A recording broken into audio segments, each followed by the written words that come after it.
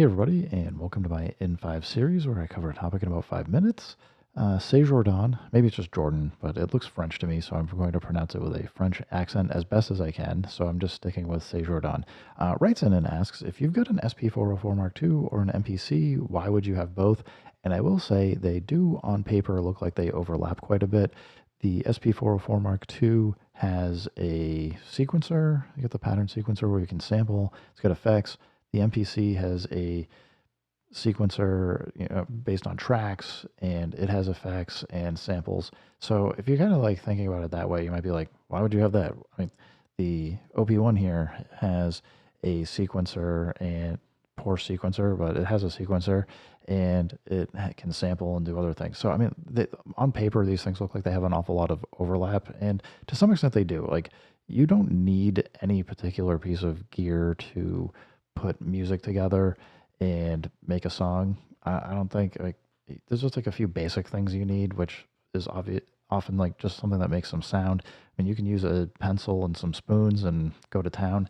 But when you want to start thinking about what you're doing with devices or how you're using them, that's where I would start saying, like, yeah, maybe it can make sense to have some overlap or let things work together. For me, the reason why I have the MPC is I've been using the MPCs for over 2 decades now, so I understand them pretty well, even though I know that they can be kind of weird and they're hard to teach people how to do certain things with them. And that said, though, I mean, this is basically a full DAW in a box. Like, there's certain things you're not going to do that are much easier to do on a computer if you get a computer, but I mean, I can throw this in a bag or whatever and take it with me, even though it is heavy. And, you're going to want the power supply because the batteries don't last forever. But I mean, you have an insane amount of effects, insane amount of sampling time. You can do all kinds of things with it. You can do very micro editing and timing and things that are hard to do. It can keep track of scales and all of that. It's great. On the flip side, um, I mean, I had this before I got the SP. Oh, sorry, I got this before I got the SP404 Mark II, and I've been using SPs for quite some time. Liked the 202, the 303. I'm my hands like doing this over here off camera.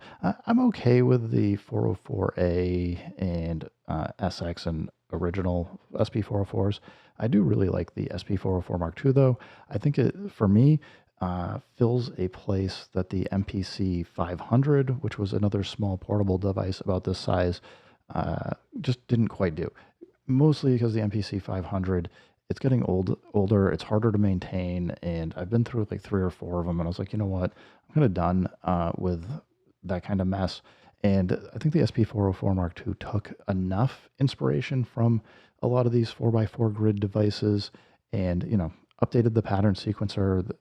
Has like a great selection of effects on it, and it's like half the size. It's much easier to throw this in a backpack and go someplace with because it's battery powered by AA batteries. It's much easier to find replacement batteries if you need to, and I can power this over USB if I wanted to from like an iPad or whatever. So where I would say is like the Akai MPC is really more of I'll say it's more of like a dedicated music production box, and you got to like really know a lot of the ins and outs for how it works to do things much more effectively and efficiently.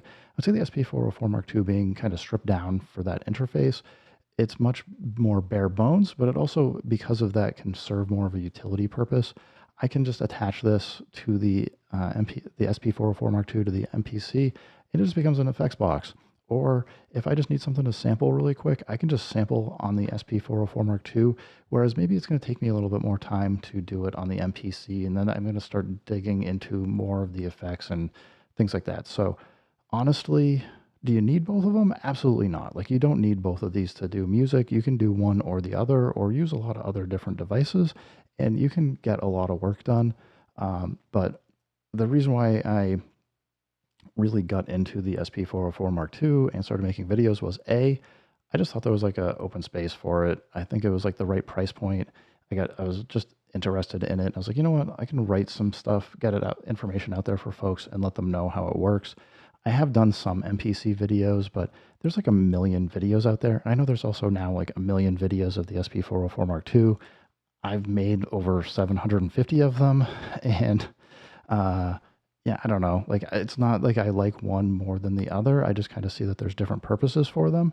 So, yeah, I don't know. Like, uh, I'd have a hard time suggesting one over the other, but I do think that the SP404 Mark II often starts as a better starting point if you're looking to get into music. If you've got like a good background or you're actually like familiar with how the MPC works, personally, I think the MPC Live X and 1 are a great place to get into. Like, I could see myself using this for another 5 or 10 years, even if they upgraded. Although, having said that, if they did come out with a new one, I might consider getting into a new system because I'd be excited to see what they're going to do with it. But that said, like, I mean, the plugins, the way this works, I know there's bugs on both of them, but there's always bugs in software, and these things are mostly software driven these days. They're not as much. They're just taking advantage of the hardware that's out there.